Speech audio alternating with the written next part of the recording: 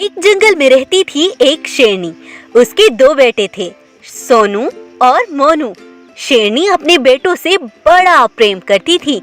एक बार शेरनी अपने बेटों से कहती है, सुनो बेटा, मैं तुम्हारे लिए भोजन लेकर आती हूँ। तुम आराम से घर पर ही रहना, ठीक है? ठीक है माँ, लेकिन प्लीज तुम जल्दी आ जाना। फिर शेरनी भोजन की तलाश में निकल जाती है। रास्ते में उसे कुछ शिकारी घेर लेते हैं और उसे मारकर पिंजरे में डाल देते हैं। दूर खड़ी शेरनी की दोस्त यह सब देख रही होती है। अरे, इन शिकारियों ने तो मेरी दोस्त को मार डाला, अब इसके बच्चों का क्या होगा? तब गाय शेरनी के बच्चों के पास जाती है और उनसे कहती है, सोनू बेटा, मोनू बेटा, एक बहुत ही बुरी खबर है, लेकिन तुम बिल्कुल मत घबराना। कैसी खबर है, बताओ हमें। बेटा, खबर ये है कि तुम्हारी माँ को कुछ शिकारियों ने मार डाला, उसे अपने साथ ले गए वो। यह तुम क्या बोल रही हो? ऐसा नहीं हो सकता। बेटा, आज से मैं तुम्हारा ख्याल रखूंगी, मैं तुम्हें अपने बच्चों की तरह पालूंगी। कुछ दिनों तक सोनू मोनू बहुत उदास रहते थे।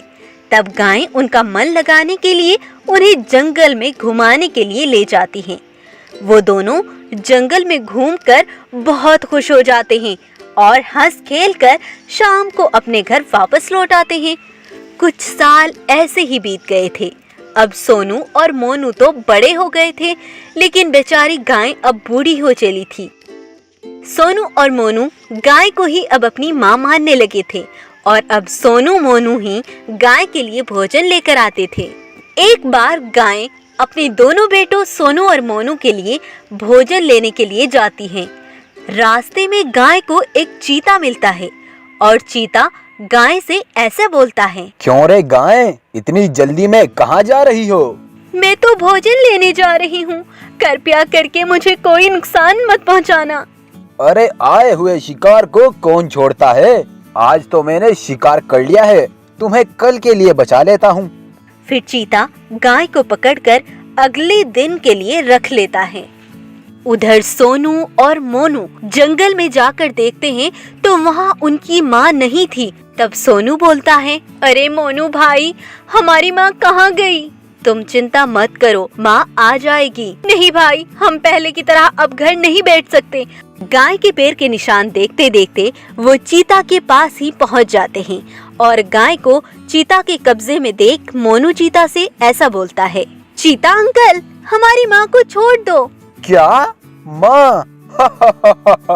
क्या ये गाय तुम्हारी माँ है? चीता अंकल, हमारे बचपन में ही हमारी माँ इस दुनिया को छोड़कर चली गई थी। गाय माँ ने हमें पाला है और माँ जैसा प्यार दिया। अब गाय माँ के सिवा हमारा इस दुनिया में कोई नहीं है। कृपया करके हमारी गाय माँ को छोड़ दो। यह दुख भरी बात सुनकर चीते की आंखों में आंसू आ जाते हैं। कोई बात नहीं बेटा, मैं तुम्हारी माँ को छोड़ देता हूँ। तुम अपनी माँ को ले जाओ और अगर कभी भी तुम्हें कभी मेरी जरूरत पड़े तो मुझे बुला लेना, मैं हमेशा तुम्हारे साथ हूँ। उसके बाद से वो सभी एक परिवार की तरह मिलजुल कर रहने लगते हैं। अगर आपको ये कहानी अच्छी लगी है तो वीडियो को लाइक और चैनल को सब्सक्राइब जरूर कीजिएगा। Thank you.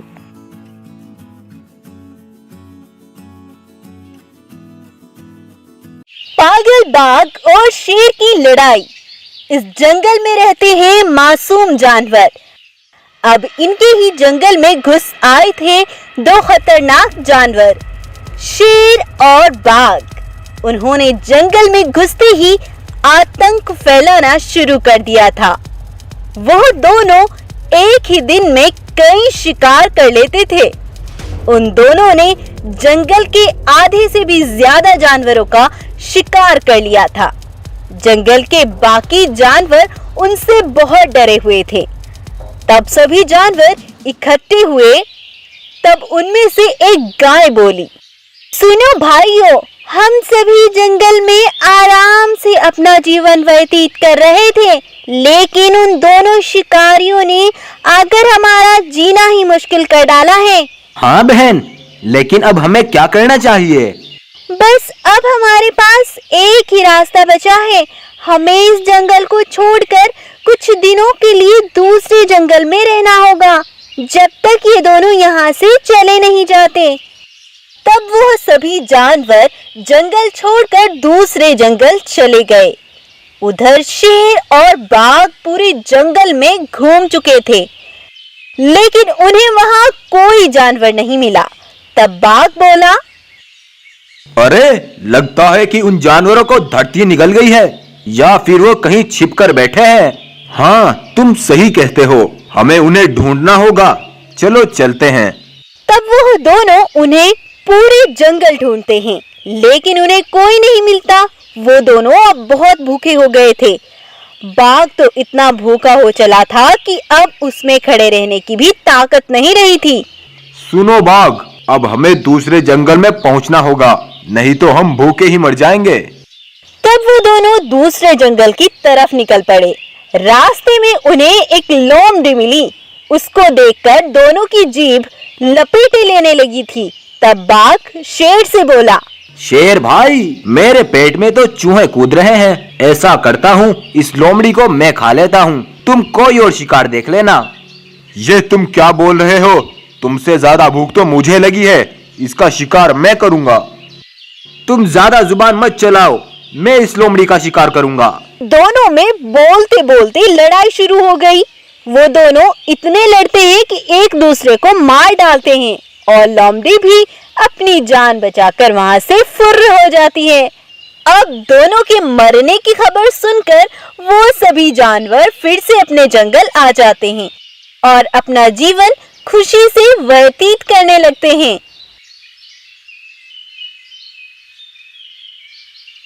एक जंगल में दो बहुत ताकतवर और खतरनाक शेर घुस आए। वो दोनों ज्यादा होशियार तो नहीं थे, बल्कि हाँ ताकतवर बहुत थे। कोई उनका मुकाबला नहीं कर सकता था। उस जंगल का राजा था एक चीता। चीता अपनी प्रजा का बहुत ख्याल रखता था। एक बार ऐसा हुआ कि चीता ये देखने कि जंगल के जानवर क्या कर रहे हैं, ये देखने के लिए निकला। तभी उसे दो शेर दिखाई दिए। उनको देखकर, अरे ये कौन है और यहाँ क्या कर रहे हैं? तब चीता उनके पास गया। ओए, तुम दोनों कौन हो? तुम्हारा यहाँ क्या काम है? अपनी यह जुबान बंद करो। तुम होते कौन हो पूछने वाले? अब हम इस जंगल पर राज करेंगे और इस जंगल के जानवरों का शिकार करेंगे। यह बात सुनकर चीता को बहुत गुस्सा आ गया और वह उनके साथ लड़ने लगा, लेकिन वो दो थे, इसीलिए वह चीता को घायल कर देते हैं। तब चीता अपनी जान बचाकर वहां से चला जाता है और सभी जानवरों को बुलाकर उनसे कहता है, सुनो साथियों, जंगल में दो बड़े खतरनाक शेर घुस आए हैं। वो बहुत खतरनाक हैं। तुम सब अपनी आंखें खुली रखना। फिर अगले ही दिन वो दोनों शेर एक गाय का शिकार करते हैं। जब ये बात चीता को पता चलती है तो चीता बड़े गुस्से में आकर बोलता है, उनकी इतनी हिम्मत, मैं उन्हें छोड़ूंगा नहीं। अब हम मिलकर उनका सामना करेंगे। तुम सभी तैयार रहो। फिर चीता कुछ जानवरों को लेकर शेर के पास पहुंचा और उन पर हमला कर दिया, लेकिन दोनों शेर तो बहुत ही ताकतवर थे, इसीलिए वो चीते के जानवरों को घायल कर देते हैं।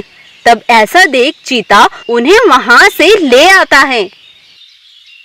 वो दोनों कुछ ज्यादा ही ताकतवर है, हम उनका मुकाबला नहीं कर पा रहे। हमें कोई तरकीब सोचनी होगी। फिर जब लड़ने झगड़ने से काम नहीं चलता तो चीता एक तरकीब सोचने लगता है। तो मैं आज जगह जगह पर मांस डाल दूंगा और मांस के ऊपर बेहोशी की दवा डाल दूंगा। आज तुम सभी जानवर घरों से बाहर मत निकलना। फिर चीता जगह जगह पर मांस डाल देता है। तब शेर वहां आते हैं और देखते हैं, अरे ये देखो, ताजा ताजा मांस, चलो इसे खाते हैं। तब शेर उसे खाते ही बेहोश हो जाते हैं और चीता उनको मारकर दूर ले जाकर फेंक देता है। चीता उनको मारकर फिर से अपनी प्रजा की जान बचा लेता है। और इस कहानी से आपको यही शिक्षा मिलती है, ताकत काम न करे तो अकल का इस्तेमाल जरूर करना चाहिए। वीडियो अगर आपको अच्छा लगा हो तो इसको लाइक कीजिए और शेयर कीजिए। साथ ही साथ अच्छी इंटरेस्टिंग और लर्निंग स्टोरीज देखने के लिए प्लीज चैनल को सब्सक्राइब कीजिए और बेल आइकन को जरूर दबाइए। Thank you. एक जंगल में दो गायें रहा करती थी। वो दोनों बहुत अच्छी मित्र थी। वो दोनों ही बहुत होशियार थी। उनके पास एक भेड़ भी रहती थी, लेकिन वो इतनी होशियार और बहादुर नहीं थी। एक बार गाय जंगल के बीच खड़ी ठंडी हवा का आनंद लेते हुए घास खा रही थी। गाय अच्छे से अपना पेट भरकर अपने घर की ओर जा रही थी, लेकिन उसे ये नहीं पता था कि अगले मोड़ पर एक भूखा और खतरनाक चीता उसका इंतजार कर रहा है। चलते चलते गाय जब अपने घर की ओर मुड़ती है तो उसे वहां एक भूखा और खतरनाक चीता दिखाई देता है। चीता गाय को देख भूख से दहाड़ने लगता है। गाय चीता को देख थोड़ी घबरा जाती है। तब गाय बोलती है, मुझे घबराना नहीं चाहिए, बल्कि मुझे चीता से बचने की कोई भी तरकीब सोचनी चाहिए। दूर खड़े क्या बोल रही हो? मैं बहुत भूखा हूँ, जल्दी से यहाँ आओ। तभी गाय के दिमाग में एक तरकीब आती है। चीता महाराज, मैं ये सोच रही हूँ कि आपके बाद कौन जंगल का राजा बनेगा। मुझे इस बात का बहुत अफसोस है। यह तुम क्या बोल रही हो? मेरे बाद जंगल का राजा? तुम कहना क्या चाहती हो? महाराज, मुझे अभी एक जादुई परी मिली थी। उसने मुझसे कहा था कि आज तुम्हें एक चीता मारकर खा जाएगा, लेकिन वो तुम्हें खाते ही मर जाएगा। यह सुनकर चीता के माथे पर पसीने आ जाते हैं। नहीं नहीं, मुझे एक गाय के चक्कर में अपनी जान नहीं देनी। जाओ जाओ, वो कोई और चीता होगा जो तुम्हारा इंतजार कर रहा है। जाओ, वो कोई और चीता है। हाँ महाराज, मैं भी यही सोच रही हूँ कि वो कोई और ही हो, आप वो चीता ना हो। इतना बोलकर गाय अपनी गर्दन नीचे झुकाकर मासूम सा चेहरा लेकर वहाँ से चली जाती है और सब कुछ जाकर उस भेड़ को बताती है। गाय की बात सुनकर भेड़ में जान आ जाती है। अब मैं उस ओर बिना घबराए जाऊंगी, और अगर उसने मुझे कुछ कहा तो मैं भी उसे ऐसे ही पागल बना दूंगी। इतना बोलकर भेड़ बिना बात के ही चीता की ओर अपनी बहादुरी दिखाने चल पड़ी। चीता पहले से ही इतना भूखा था कि उसने बिना कुछ कहे सुने उस भेड़ को अपना शिकार बना लिया और मजे मजे से खाने लगा। इससे हमें पता चलता है कि कभी भी बिना बात के किसी खतरे की जगह नहीं जाना चाहिए। समझे?